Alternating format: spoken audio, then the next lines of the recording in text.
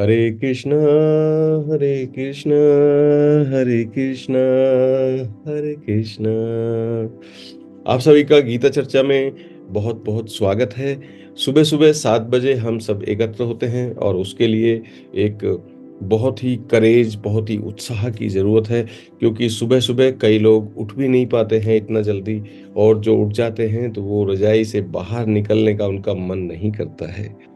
तो इसलिए आप रज़ाई में बैठकर भी आप गीता चर्चा में जॉइन हो सकते हैं, क्योंकि thanks to technology, thanks to internet, thanks to laptop, thanks to mobile, और बहुत-बहुत धन्यवाद है इन सब गैजेट्स का, जिनकी वजह से हम अपनी रज़ाई में बैठकर भी एक-दूसरे से जुड़ सकते हैं। सो है ना कमाल की बात? और ये कमाल हो रहा है आज के टाइम में। सो thank you so much, thank you. आप सभी आए, जुड़े गीता चर्चा में, आप सभी का बहुत-बहुत धन्यवाद और आप सभी का बहुत-बहुत स्वागत है। सो गुड मॉर्निंग एवरीबॉडी, सुबह-सुबह की प्रणाम, और आप सभी को मेरी आत्मा का, आपकी आत्मा को बहुत-बहुत प्रणाम। कोटि-कोटि नमस्कार। सो आइए पहले हम भगवान को याद करते हैं, माता-पिता को याद करते हैं। आँखें बंद कीजिए, भगवान श्री कृष्ण को याद कीजिए और उन्हें कोटि-कोटि नमन कीजिए। अपने माता-पिता को याद कीजिए, उनके चरण स्पर्श कीजिए, उनको प्रणाम कीजिए। थैंक्स टू यूनिवर्स, क्योंकि ब्रह्मांड हमारे लिए इस जीवन को चलाने के लिए क्या ज़रूरी है, कैसी परिस्थिति होनी चाहिए, क्या सब कुछ अपने आप होना चाहिए, वो सब कुछ अपने आप होता है। सो थैंक यू यूनिवर्स, ब्रह्मांड को बहुत-बहुत धन्यवाद। और मन में एक अच्छा-सा विचार लेकर आइए, आज मेरा दिन बेहतरीन होने वाला है। आज का मेरा दिन पूरी आगे आने वाली ज़िंदगी का सबसे बेहतरीन दिन होने वाला है। बोलिए तथास्तु, तथास्तु। So thank you so much. So आइए मंत्र जाप करेंगे, और मंत्र जाप है हरे कृष्णा, कृष्णा कृष्णा हरे हरे, हरे रामा, रामा रामा हरे हरे। सो आइए शुरू करते हैं। हरे कृष्णा, कृष्ण कृष्ण, हरे हरे, हरे रामा, राम राम, हरे हरे, हरे कृष्णा, कृष्ण कृष्ण, हरे हरे, हरे रामा, राम राम, हरे हरे।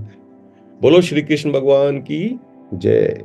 जब आप पृथ्वी लोक में आएंगे, जन्म लेंगे, जैसे ही आप जन्म लेते हैं, सो प्रकृति के तीनों गुणों से आप बंध जाते हैं।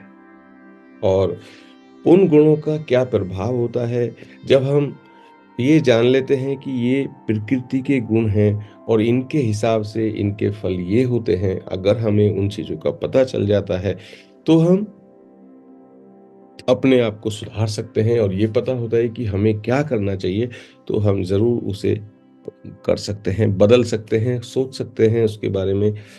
और ये बताया है कि जो प्रकृति के तीनों गुणों को लांघ जाता है, जब उन्हें लांघ जाता है, तो वो मेरी भक्ति को प्राप्त करता है।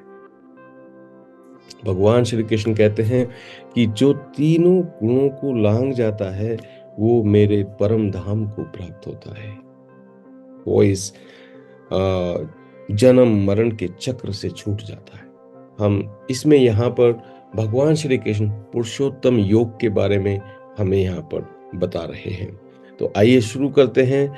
और भगवान ने कहा,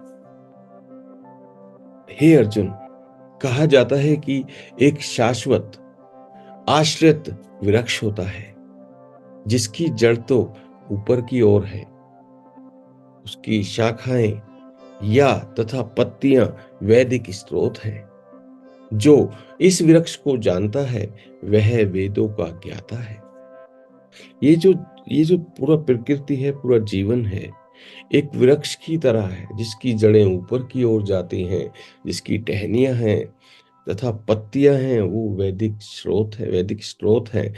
और जो इस वृक्ष को जानता है, वह वेदों का ज्ञाता है। ये जीवन, ये जो भी प्रकृति के गुण हैं, ये सारा हम देखते हैं, अपने मन, इंद्रियों में उलझे रहते हैं। ये कैसे करूँ? ये क्या होगा? लोग क्या कहेंगे? ये क्या कहेंगे? ये सब क्या है? एक उस वृक्ष में हम उलझे हुए हैं कि कहाँ इसकी जड़ है, कहाँ इसकी फुलंग है और कैसी टहनी है और ये क्या है और ये क्या है, और हम समझ नहीं पाते। इसको समझना बड़ा मुश्किल होता है। इस वृक्ष की शाखाएँ ऊपर तथा नीचे फैली हुई हैं और प्रकृति के तीनों गुणों द्वारा पोषित है। प्रकृति के तीनों गुणों द्वारा इसे पाला जाता है। जब जब मनुष्य इस पृथ्वी लोक में जन्म लेता है, तो उसे प्रकृति घेर लेती है चारों साइड से। प्रकृति के जो तीनों गुण हैं, वो उसके पास रहते हैं। अब उसमें क्या होता है, कोई कोई ऐसा व्यक्ति होता है, कोई बुरे काम करता है, कोई ऐसा होता है जो अच्छे काम करता है, कोई ऐसा होता है जो हमेशा दूसरों को दुःख देता है। तो वो क्यों होता है? क्योंकि वो उनमें से तीनों गुणों में से किसी एक गुण के पास ज़्यादा रहता है, उसके संपर्क में ज़्यादा आया हुआ है, तो उसकी वजह से वो ऐसे कार्य करता है। ये क्या है? प्रकृति के तीनों गुण हैं और उनके द्वारा इसका पालन-पोषण होता है। इसकी टहनियाँ, इंद्रियाँ, विषय हैं। जो इसकी ब्रांच हैं, जो शाखाएँ हैं, जो टहनी हैं, वो हमारी जो इंद्रियाँ हैं, उनके हम भोग की बात करते हैं। इंद्रिय तृप्ति की बात करते हैं। कोई व्यभिचार में फँस जाता है, कोई अच्छा खाना खाता है, कोई किसी को कुछ स्वाद आता है, किसी को कुछ स्वाद लग जाता है, कोई नशे में एडिक्टेड हो जाता है, किसी को नशे की लत लग जाती है। ये सारी क्या है? इंद्रिय तृप्ति। ये हमारी इंद्रियों को उसकी आदत पड़ जाती है।